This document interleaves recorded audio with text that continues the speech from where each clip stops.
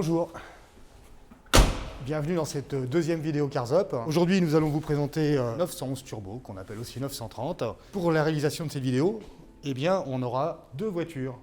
Une voiture pour l'essai, qui est à la conciergerie d'Orléans, qui est une 911 Turbo boîte 5, dernier millésime, une 89. Et pour la présentation statique, ici, cette voiture qui est en conciergerie à Paris, qui est une 911 Turbo boîte 4.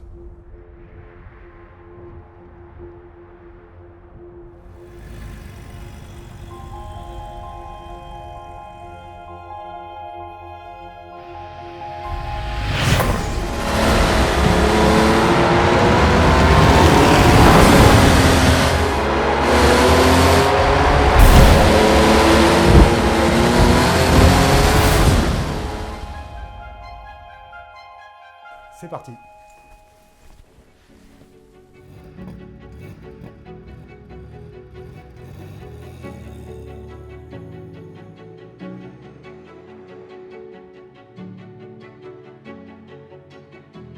Ce qui est amusant avec la 911 Turbo, c'est que c'est une voiture qui dérive en droite ligne de la première 911, qui d'ailleurs s'appelait 901, qui était finalement le deuxième modèle de Porsche, puisque la première Porsche c'est la 356, au début et au tournant des années 40-50. La 911 est donc le premier nouveau modèle de série de Porsche. Au départ, c'est une 2 litres 6 cylindres qui développe 130 chevaux d'île.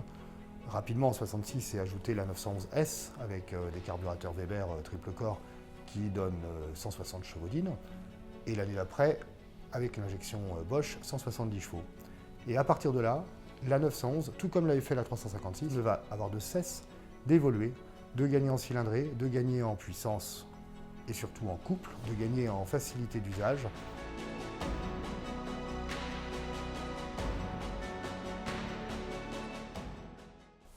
Salut Samuel. Salut Nicolas, ça va? Ça va et toi? Impeccable. Ouais. Bon, tu viens nous voir alors qu'il pleut, alors qu'il Ouais. fait froid. J'ai choisi une bonne journée. Il y a même un peu de glace au sol avec une 930 turbo, c'est ça? C'est ça. C'est une 911 turbo, C'est une 911 type turbo. 930. Voilà, exactement. Bah, je crois que t'as révisé. Bah, il paraît que j'en ai déjà conduit, mais écoute, ça va être un peu une découverte pour moi aujourd'hui parce que si je dis pas de bêtises, elle a une boîte 5, c'est ça? Exactement. C'est une 89, la dernière 89, année de production. Boîte G50. Boîte G50. Tout Ok. à fait. Bon. Et c'est une belle auto, elle n'a même pas 100 000 km et Ok. c'est une deuxième main depuis assez peu de temps, Ok. toute d'origine, à part peut-être 2-3 petits détails, mais c'est même pas le cas. Il y a vraiment toute Si, d'origine. si, elle a une quadruple sortie d'échappement, qui est Mais- normalement l'option des Ouais, c'est ça. WLS. C'était une option d'origine. Enfin, ouais. c'était quand même une option qu'on pouvait prendre, qu'elle n'a peut-être pas, mais elle a peut-être eu l'échappement en aftermarket chez Porsche. Alors ça, j'ai pas vérifié si l'échappement seul était disponible en option, mais normalement, les 4 sorties, enfin les 2 doubles sorties, c'était lié à l'option WLS 330 chevaux. Et je dirai plus tard en voix ce que veut dire WLS parce que c'est de l'allemand et j'ai oublié un peu mon allemand. Werksleistungssteigerung. Est-ce Bon. que ça t'inspire une 911 Turbo, 930? 930 turbo, bah, c'est la Widow Baker, hein, la faiseuse de veuve. Alors là, en plus, Ah, avec oui. les conditions, tu vois bien, j'ai froid, je me Oui, tiens les mains, je moi suis, aussi, hein. tout recroquevillé. Est-ce que c'est vraiment la bonne voiture à prendre quand il pleut? Ça dépend de la façon de conduire qu'il faut l'essayer. Bon, on y va? Je prends le volant d'abord, on fait un petit Allez, tour et vas-y. puis après, très bien. Bon, là, j'ai trouvé la poignée cette fois-ci. Oui, mais c'est Pas l'intérêt. comme sur l'épisode de la Testarossa où j'avais eu un peu de mal. T'as installé. Comment ça s'ouvre? C'est tout l'intérêt des Porsche, c'est que ce sont essentiellement des voitures normales.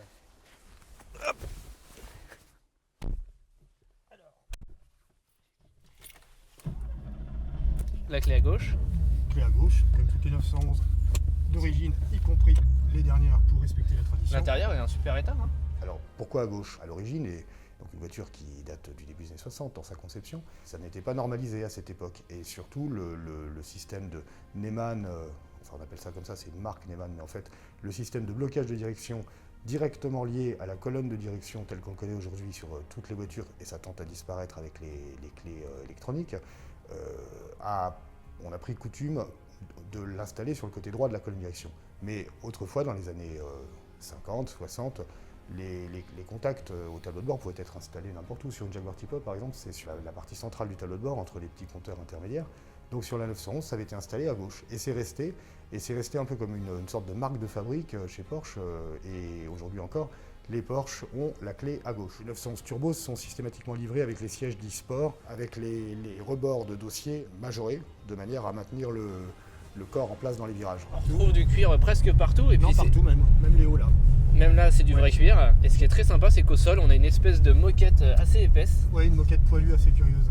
La Widowmaker. La Widowmaker, ouais, la faiseuse de veuve. Faiseuse de veuve, en bon français, c'est ce que j'allais dire. Ça s'explique par le fait que cette voiture est extrêmement traître.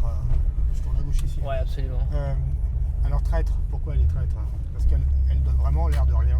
C'est un agneau là, à ces vitesses-là. T'as l'impression de conduire une voiture de...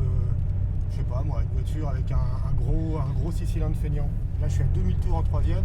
Si j'accélère à fond, il se passe rien. Si t'as accéléré à fond, là, il s'est effectivement rien passé. Je remets 2000 tours en troisième, on est à 52 km/h. Voilà, 1800 tours, allez, tu vois. Mais là, j'écrase l'accélérateur. Voilà. Ah oui, là, il se passe rien. On est à 50 km/h. Hein. Voilà. On a pris 10 km/h en 150 mètres. Formidable.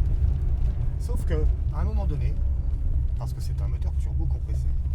C'est ça, c'est la fameuse aiguille qu'on voit au milieu, un bar. Donc ça, c'est pas la pression des pneus en fait. Non, c'est ça que tu es en train de me dire. C'est la pression de suralimentation. Tu sais que dans les trucs marrants, bizarres, l'intermittence des essuie-glaces, c'est un petit bouton séparé. Tu fais clic et là tu as une intermittence d'essuie-glaces et quand tu le tournes, tu règles la fréquence. On parlera du turbo après. Quand la 930 est sortie, l'idée de Porsche, qui avait déjà beaucoup fait évoluer les 911, c'était de faire ce qu'on va appeler une supercar. Une voiture qui pouvait concurrencer les voitures italiennes, les Ferrari, les Lamborghini, machin comme ça. Ce que les 911 standards ne faisaient pas. Voilà, fin 74, quand est présentée la première 930 turbo 3 litres. Qui faisait 260 chevaux. C'est 260 chevaux, ouais, 35 mètres de couple environ. La 911 normale, à cette époque-là, donc le modèle 75, c'était la 2,7 litres, fait 150 chevaux en version standard. Et 175 en version S. Donc ça marchait très bien, c'était pas des voitures de course. Oui, c'est ce que j'allais dire, comparativement à des Lamborghini ou des Ferrari de l'époque, c'est qu'on est quand même assez loin finalement. Exactement. La 911 Turbo, l'idée c'est de faire une auto qui, à défaut d'une vitesse de pointe aussi élevée qu'une BB par exemple, lui il damera presque le pion en termes d'accélération. Et donc pour ce faire, on utilise les techniques développées en compétition sur les 917 qui donneront les 917-30 de Can-Am. D'ailleurs, si je dis pas de bêtises, tu m'arrêtes, mais au-delà du turbo qu'on va aller chercher sur ces engins-là, il y a aussi les freins qui viennent de la 917 sur la 930 turbo. Sur la 3 litres 3, mais pas sur la 3 litres. D'accord, ok. Donc sur la 3 litres, on est encore sur les mêmes freins. Non, on est sur des freins améliorés avec des étriers monoblocs en aluminium, etc. D'accord. Mais c'est pas encore les étriers LT des 930. C'est assez rigolo, mais on est sur une route qui est quand même complètement défoncée. On est quand même un peu secoué. On est un peu secoué, mais on n'est pas non plus... On va avoir une 3 litres 2 Carrera G50, contemporaine de celle-ci. On est quand même beaucoup plus secoué dans celle-là. Hein. Ah ouais? Ouais. Donc la voiture était quand même rigidifiée par rapport à... Les suspensions sont affermies, le tarage d'amortissement est différent. Effectivement, le châssis est revu, je crois que les barres anti-roulis sont agrandis. Le châssis est revu dans le but de digérer les 260 puis 300 chevaux de la version 3 litres 3. On peut en parler 2 secondes. C'est que le système de suspension à 4 roues indépendantes et barres de torsion est resté le même dans le principe de la première 911 2 litres jusqu'à la 911 Turbo 3 litres 3 boîte 5 en 89, alors qu'on est passé d'une voiture de 130 chevaux à 300 chevaux d'in, ce qui n'a absolument rien à voir. Les flexibilités par exemple des barres de torsion sont restées fondamentalement les mêmes. Ce genre d'informations qu'on trouve dans l'excellent livre de Paul Frère par exemple qui retrace l'évolution technique des 911. Alors voilà, là ça y est, le turbo souffle. Et là, il se passe un truc. Ah la vache. Voilà. Et c'est ça la différence. Ah ouais. Ah non, on est sur un truc, effectivement, en fait, faut vraiment pas mettre les gaz en virage, quoi. Voilà. Sinon, t'as vite fait quand la petite aiguille se lève, il faut avoir les roues droites. Là, t'as vu, il s'est passé quelque chose. Ah ouais, ça cogne. Ça cogne. Et donc, les conducteurs non avertis, entre non avertis, imprudents, optimistes ou inexpérimentés, pour peu que dans une courbe serrée comme celle-ci, soit un peu haut en tour et remettre un peu trop de gaz, et c'est fini, quoi. Et ben voilà. Surtout qu'avec le moteur en sac à dos, Mais t'as vu, par contre, j'ai pas tiré tous les tours. Non. Et donc, quand j'ai mis la troisième, et ben ça soufflait pas assez. Ça soufflait pas assez, c'est ce que je veux dire. Elle s'est un peu... Et elle s'est arrêtée. Elle s'est arrêtée, ouais. C'est marrant, hein. C'est surprenant. En tout cas, c'est très surprenant. Moi, Au final, tu as 2 voitures en une. On a une voiture, une Porsche, une vraie Porsche, c'est-à-dire une voiture tout de même facile à conduire, très compacte, une bonne visibilité par rapport à des Super GT. Elle a même un essuie-glace arrière, je vois. Oui, elle a un essuie-glace arrière. Alors c'est l'autre particularité de la... Voilà, on a un un essuie-glace arrière qui va très très vite. Il a un turbo lui aussi. Ouais, lui aussi, ouais. Et les essuie-glaces à l'avant aussi. Hein. La première vitesse, c'est normal. La deuxième vitesse, c'est rapide. Et la troisième, tu as l'impression qu'ils vont se Ah, la décrocher. vache, ouais. Et comment il y a une raison particulière pour Oui, c'est parce qu'ils sont tout petits. Ouais, c'est vrai. Parce qu'ils datent de l'époque de la conception des 911. Les 901, les toutes premières Porsche cylindres, et qui ont été présentées fin 63. Et donc on avait des petits pare-brises avec des petits essuie-glaces. Donc on a compensé par une vitesse de balayage très très rapide. C'est une auto qui présente une habitabilité correcte, surtout si on la rapporte à l'époque à laquelle elle est sortie. Il y a 2 petites places de secours à l'arrière qui, quand on rabat les dossiers, forment une plateforme de chargement supplémentaire. C'est bien pratique. Le coffre est relativement vaste, il a été étudié à l'origine pour pouvoir contenir un sac de golf, ce qui est assez amusant. On trouve quelques particularités d'aménagement, telles que par exemple l'ouverture du capot moteur qui se trouve dans la tranche de la portière côté caisse. Il faut donc ouvrir la porte conducteur, on trouve cette tirette. Et sur les modèles récents équipés d'un essuie-glace arrière, il est accroché au capot moteur. Donc quand on relève le capot, il glisse sur la vitre arrière, sur la lunette arrière, et il vient taper le bord du toit. C'est une voiture relativement pratique, elle est facile d'accès, les portières sont grandes, ça dégage l'accès, un accès assez normal, un siège qui est positionné normalement, un volant qui est positionné normalement. On n'est pas dans une Lamborghini Countach. Les 911, comme toutes les Porsche, ont toujours été des voitures de sport conçues pour être utilisées facilement au quotidien. Au quotidien. C'est plus tout à fait le cas aujourd'hui, parce qu'on est sur des autos très puissantes, un peu précieuses, etc. Ouais. Même si une 911 dans les premières déclinaisons, Carrera, etc. reste assez utilisable quand même. Reste assez utilisable. Effectivement, après dès qu'on part sur des modèles un peu plus extrêmes, elles sont larges. Elles sont larges, elles sont encombrantes, elles sont un peu fragiles au niveau des pare-chocs, etc. Donc les gens ne les usent plus. Oui, tout à fait. Autrefois, les gens les usaient, ces voitures-là. Ouais. C'est pour ça d'ailleurs que les vieilles 911 nécessitent toutes d'être restaurées. Toutes d'être restaurées, Voilà. Oui, absolument. Elles sortent en 2 litres pour le millésime 64 et ça évolue sans cesse. Et le résultat, c'est cette auto qui accélère très fort.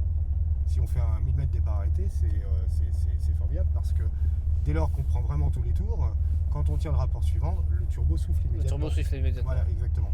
Et quand bien même il n'y avait que 4 vitesses sur les premières 930, et ce pendant très longtemps, sur toutes les 930 à part la dernière année, Porsche prétendait d'ailleurs que 4 vitesses suffisaient par rapport au couple et à la puissance du moteur. C'est en réalité qu'ils avaient mis dans un carter le plus gros possible, seulement 4 rapports avec des pignonneries plus importantes. Ouais, parce qu'il y a que ça qui tenait le couple, c'est ça. Ouais, oui, parce que, comme tu le disais, les autres moteurs étaient des moteurs atmosphériques, et donc en définitive, chez Porsche, c'était plutôt des boîtes avec peu de résistance au couple finalement. En tout cas, il y avait des parce que les moteurs atmosphériques n'étaient pas hyper coupleux, quoi. Non, tu parles avec je sais pas, à l'époque, la plus puissante, c'était la 2 litres 7 RS, qui faisait 210 chevaux. J'ai pas vérifié récemment quel était le niveau de couple, mais si on a 250 ouais, c'est ce que j'allais dire, on a moins de 300 Nm de couple. Quoi. Et d'un seul coup, avec la 933 litres, on passe à 35, 350 Nm. Et là, on est à combien 417 Nm. Ah ouais, donc c'est même carrément honorable en fait. À chaque fois, je suis quand même très surpris par à quel point ça peut marcher, quoi. Mais en fait, ça marche, c'est surtout parce que la caractéristique première de la 911, quelle que soit la version, c'est d'avoir une motricité extraordinaire. Oui. Le moteur en porte-à-faux a toujours été un gage de motricité. Bien sûr. En revanche, par exemple, si dans ce virage-là, tu arrives de derrière nous et que tu tournes à gauche, là, d'un coup, si tu es en seconde, qui a très bas régime, tu remets la première sur un joli double débrayage. Ouais.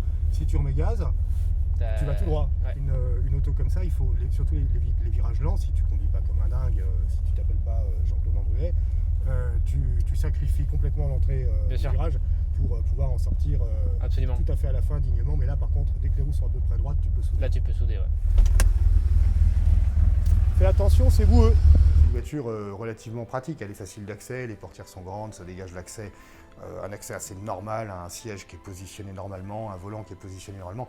On n'est pas dans une Lamborghini Countach. Alors, le réglage du siège, comme d'habitude. Le nez dans le pare-brise. Le dos droit comme si tu avais un limbago.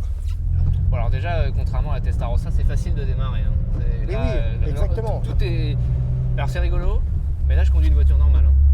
Je conduis vraiment une voiture normale. Tu conduis même une voiture molle du genou. Parce que là, je suis à fond en deux. Hein. Voilà. Je suis à fond en deux.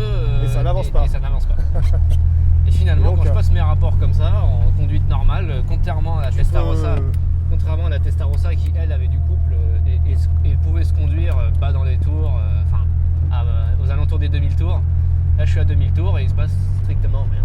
D'ailleurs, l'aiguille de suralimentation ne bouge pas. Ne bouge pas. Elle est collée à 0. C'est ce qui fait qu'on peut vraiment prêter cette voiture à sa grand-mère.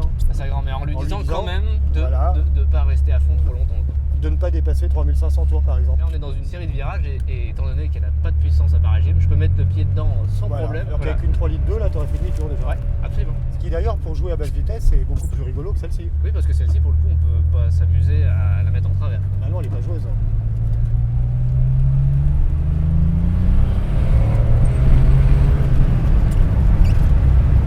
Effectivement, Ça envoie, hein. effectivement, quand le turbo arrive, Et là, comme il y avait plus de place, tu as tenu la seconde plus longtemps que moi tout à Ouais, l'heure. ouais, et tout ça à fait. poussait dans la et continuité. il y en a en 3, troisième. la 3 emmenée.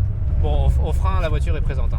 Ah bah oui, et ça tombe bien C'est super, parce hein. qu'une 911, quoi qu'il arrive, ça se conduit au frein et à Ouais, l'accélérateur. absolument. Pour les transferts de charge, pour la faire tourner. Transfert de c'est ça masse, bah oui, il faut garder les freins le plus longtemps possible dans l'inscription, dans le virage, de manière à garder du train avant. Ouais. Alors par contre, Ouais, en ligne droite, elle n'est pas traître du tout. Hein. En passager, c'est violent. Hein. En passager, c'est plus impressionnant. Hein. Ouais. Parce qu'on a vraiment ce qu'on appelait Le coup de pied au cul. Le coup de pied au cul, C'est le fameux coup de pied au cul. Ouais, et il est très présent. Ça déclenche à partir de 3500, 4000, quoi, c'est ça? C'est ça. Et je sais que tu sais pourquoi, mais on va quand même en parler un petit peu. C'est qu'en fait, un turbocompresseur, c'est un axe avec 2 turbines dessus. L'une entraînée par les gaz d'échappement. Et sur le même axe se trouve une autre turbine qui, elle, comprime les gaz D'admission.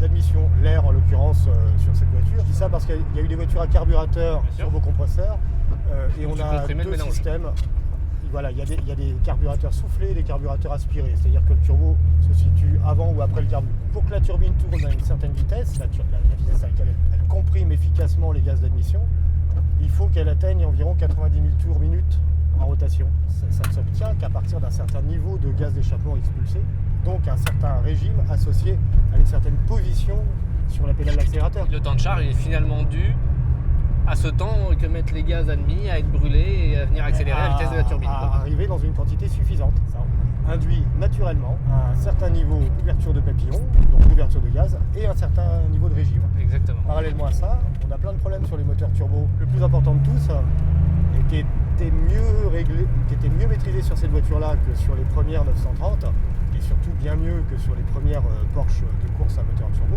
c'est que quand tu coupes les gaz sur une voiture, quand tu relâches l'accélérateur sur une voiture à moteur turbo compressé, la turbine, elle est sur son élan. Elle continue Voilà, d'appuyer. quoi. elle reçoit plus de gaz, mais elle continue de tourner au même régime pendant quelques Donc dizaines de secondes. t'as entre guillemets le lag en sens inverse. Et exactement, c'est-à-dire que tu coupais, alors ça c'était vraiment le cas sur les voitures de course, tu coupais l'accélérateur Et la voiture poussait encore. et la voiture poussait encore pendant une demi-seconde. Les premières 917 turbo d'essai, aux mains d'un pilote formidable dont le nom m'échappe, mais je vous le retrouverai, terminé en dehors des virages et plus ou moins accroché dans les arbres un paquet de fois. Il est incontestable que la 911 Turbo a un aspect unique et reconnaissable entre tous. Cette immense table à repasser en contrebas de la lunette arrière. Objectivement, on a peut-être fait des choses plus jolies dans le domaine automobile, sans vouloir froisser les propriétaires de 911 Turbo en général. Mais incontestablement, tout aussi incontestablement, c'est spectaculaire. Les ailerons de 911 Turbo d'ailleurs sont de 2 types différents. La plus grosse différence entre la 3 litres Turbo et la 3 litres 3 Turbo, c'est que la 3 litres 3 Turbo est équipée d'un échangeur air-air. Le principe de l'échangeur air est de refroidir l'air d'admission après qu'il ait été comprimé par le compresseur. Comme vous le savez, le moteur d'une 911 remplit déjà à peu près tout l'espace dévolu à celui-ci à l'arrière de la voiture. Donc la 911 Turbo, c'était encore un peu plus compliqué parce qu'il y a beaucoup de tuyauterie en plus. Alors avec l'échangeur air-air, la seule solution, c'était de le positionner dans le sens de la voiture, c'était de le positionner au-dessus du moteur. Et là, chez Porsche, très intelligemment, ils se sont dit, puisqu'on a un aileron, eh bien au lieu de faire un aileron comme ça, on va faire un aileron comme ça. Et l'échangeur air va trouver sa place sous l'aileron, tout simplement. Quand même, hein. C'est impressionnant, hein, c'est vraiment impressionnant. Hein. C'est-à-dire qu'on a vraiment ce couple qui déclenche d'une manière presque brutale. C'est-à-dire que oui, c'est assez surprenant de passer d'une auto qui finalement, comme vous pouvez le voir actuellement, complètement polissée, Oui, etc. on dirait, Et là, regardez, hop, ça charge, et là ça charge, et là on envoie. Ouais. C'est quand même quelque chose. C'est quand même quelque chose. Donc Porsche a en effet développé un système lié à la pédale d'accélérateur, système mécanique avec biellette, etc., relié à une sorte de soupape de décharge, pas la soupape de décharge de surpression du turbo quand il est en action et qui limite la pression de suralimentation.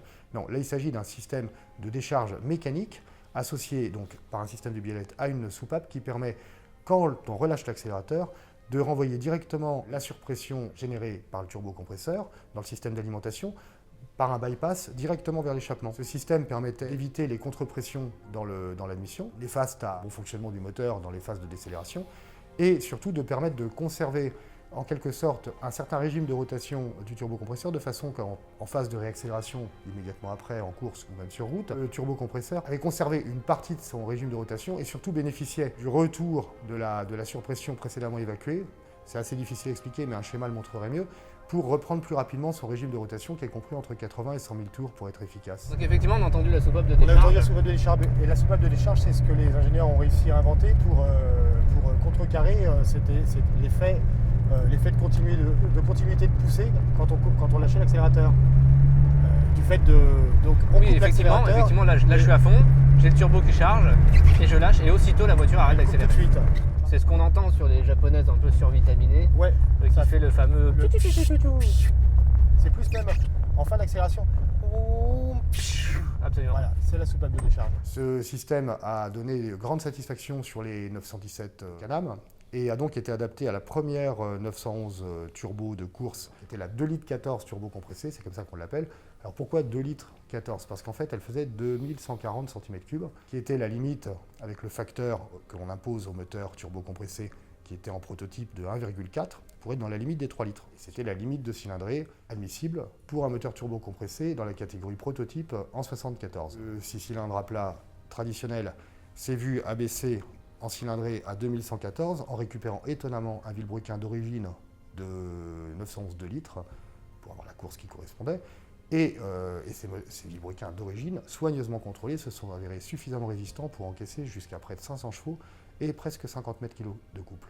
Les bielles étaient les mêmes que celles des 2 litres, mais en titane. Et ainsi, on a créé la première 911 turbo de compétition qui a couru parallèlement au Matra 670 et autres protos de cette époque, qui étaient de purs prototypes, donc de pures machines de course uniquement développées pour la compétition, alors que là, on était encore sur une voiture dérivée partiellement de la série, certes très modifiée, mais dérivée de la série, donc beaucoup plus lourde.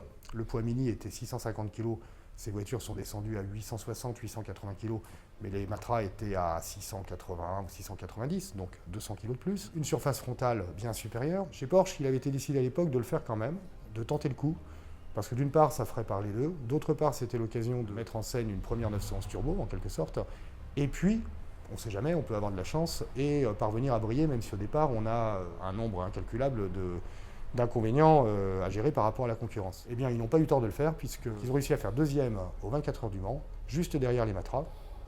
Et il est probable que si la boîte de vitesse n'avait pas posé de problème, ils auraient peut-être même eu des chances pour la première place. Et voilà. Et donc, l'expérience de cette Porsche 911 de course de litre 14 a décidé l'usine à créer la 911 turbo de route, la 930, en 3 litres, à partir de fin 74. Toutes ces choses expliquent la réputation de cette auto, de faiseuse de veuve. Faiseuse de veuve, ouais. Voilà, Mais à l'époque alors- où les premières versions étaient moins puissantes mais plus brutales que celle-ci. Moi, ce qui me surprend un peu quand même là à la conduite, je suis un peu surpris par cette dénomination, parce que pour avoir quand même mis le pied dedans, alors certes en ligne droite, etc., mais on est quand même sur un sol aujourd'hui qui est un peu mouillé, qui est froid, les pneus sont froids. Même certaines autos de ces années-là avaient quand même tendance, même en ligne droite, quand c'était gras, à cirer, quoi. Est-ce que c'est la dimension des pneus? Tu te mets beaucoup plus vite en travers avec une BM 3 litres des années 75-80 Ouais, tout à fait. qu'avec ça. L'architecture avec le moteur en porte-à-faux garantit une motricité à toute épreuve quand on est bien en ligne droite. Ensuite, il y a un autobloquant sur la 930, systématiquement, qu'il n'y a pas sur toutes les 911 atmosphériques. Ensuite, on est sur la dernière évolution des 930, et c'est une 89 celle-ci. Ouais, tout à fait. Les chaussées d'excellents pneumatiques Michelin 9, dernière génération, Absolument. qui sont très probablement supérieurs à ce qui se fabriquait en 89. Une monte de bonne dimension, 245-45 à l'arrière. Ouais, c'est Pour la déjà des pneus larges. motricité, c'est quand même pas mal. Mais en 1976, 17, 18, les gens déboulaient sur les nationales à 150 avec des R5 TS. Oui. Voilà. Donc Oui, quand c'est ça. un jeune fils à papa ou un jeune entrepreneur ayant un peu réussi s'offrait une 930 turbo. et déboulait sur la Nationale 10 ou sur la Nationale 20 dans des grandes courbes en troisième en remettant plein gaz, et que d'un seul coup la voiture se mettait à glisser, effectivement. Et le gars, Oui, il parce qu'on était- est quand même sur une auto sans airbag, sans ABS, sans ESP, sans assistance finalement, parce qu'elle n'a même pas la direction assistée. Voilà, on n'a rien du tout là. C'est aussi l'une des dernières vraies Porsche, comme le disent les puristes tout le temps, qui s'accordent sur est-ce que c'est la 996, est-ce que c'est la 993. En tout cas, celle-là, c'est la dernière Porsche sans assistance. C'est la dernière Porsche sans assistance. Parce que la 964 reçoit l'ABS d'origine. Mais la 964, elle a tout, elle a la direction assistée, elle a l'ABS. Et elle sort même d'ailleurs en Carrera 4 avant de sortir en Carrera 2. Exactement, avec une gestion électronique de la répartition Du couple. du couple sur le train moteur. Vraie fin des 911, classique. C'est la C'est la 993. 993 qui est Bien la sûr. dernière à utiliser la même cellule. Et le La- refroidissement à air. Et le moteur refroidi par air. Absolument. Dernière sans assistance, ce sont les Carrera 3 litres 2 et 930 Ouais, tout à fait. turbo. Tout à fait. Voilà. Alors là, on entend un rang blanc Ouais. qui est typique des boîtes G50. Ah oui. Toutes les boîtes G50, en dessous de. Sur cette espèce de bruit de roulement. Voilà, en dessous de 1200 tours, il y a un des arbres de boîte qui vibre et ça fait ranglant. On l'entend aussi au ralenti. Ouais, Au ouais. ralenti, embrayage libéré, D'accord. ça fait ranglant dans la boîte. C'est normal. Et nous voilà Je de trouve pas qu'ils sont retour. bruyants ces essuie-glaces. Si, Ah. complètement. Mais par contre, ils ont l'air en bon état. Mais Oui. Plus on s'en sert, mieux il balaye. C'est Ouais, pas ouais. l'inverse, mais. j'attends que la Jaguar XJS qui est face à nous Oui. et qu'on vous présentera peut-être un jour si ça vous intéresse. Ah oui, c'est intéressant ça comme voiture. Surtout quand on sait qu'elle a remplacé la Tipo V12. Mais il faut Certes, une V12. Une Tipo? Non, une Une XJS JS. V12. Ah oui, j'adore les. Plus amusant qu'une 3 litres 6. Personnellement, si j'en achetais une, j'irais probablement vers une 6 cylindres, 4 litres, une des dernières. Bien sûr. Ça va pas très vite, mais c'est agréable. Mais on achète. Bon, on s'éloigne de notre 930, mais, Oui, c'est vrai. est-ce qu'on achète ça pour aller vite? Une IGS, Oui. bah, une XJS Ah, V12 première génération en boîte mécanique, On peut aller vite. ça traîne pas. Hein. Ça traîne pas, c'est vrai. C'est lourd, mais ça traîne pas. Bon, on est de retour donc chez nous. Hein. Bah oui, chez nous, chez nous, Cars Up. vous, chez toi, chez Cars Up. C'est un peu chez tout le monde. En tout cas, c'est la maison de ceux qui aiment les autos. C'est ça. Donc, Il donc pleut voilà. beaucoup par chez vous, mon cher ami. Alors, ouais, mais Oui. normalement, on est à l'intérieur, hein, parce que Ah. c'est quand même, on fait plutôt des conciergeries, des lieux d'exception pour Oui, garer les autos. c'est ça. On le fait rarement en plein air. Hein. Donc voilà. Bon, Nicolas, en Bon. tout cas, merci d'être venu à Ouais. notre rencontre avec cette superbe auto. Une expérience amusante encore. Expérience très amusante. Si je devais vraiment conclure cette voiture en une petite phrase, pour moi, c'est une voiture, pendant 5 secondes, tu appuies sur l'accélérateur et tu te demandes ce qui va se passer, parce qu'il ne se passe rien. Exactement. Et 5 secondes d'après, tu regrettes. À très vite, Nicolas. À la À prochaine. bientôt Samuel. On va à présent remettre cette auto là où nous l'avons prise, au sec, dans la conciergerie Cars Up d'Orléans. Je ne sais pas si c'est le moment de vous dire à bientôt, mais je vous dis à bientôt dans tous les cas. N'hésitez pas à liker, vous abonner et ce que tout le monde fait dans ces cas-là quand ça a plu. À bientôt. Salut. Ah, je suis plus à l'aise qu'autrefois.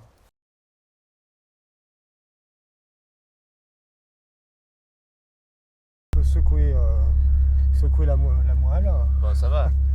Bon, on Ah, est et de- quand on coupe, Ah ouais, l'accélération est violente et quand tu coupes, étant donné que c'est t'es aussi violent. plein gaz, t'es Ouais. ramené en avant, Et, ce qui est, ouais, c'est vraiment surprenant. Hein, ouais, quand ça même. commence à ressembler un peu à ce qu'on éprouve dans certaines voitures de course, hein, pour te dire.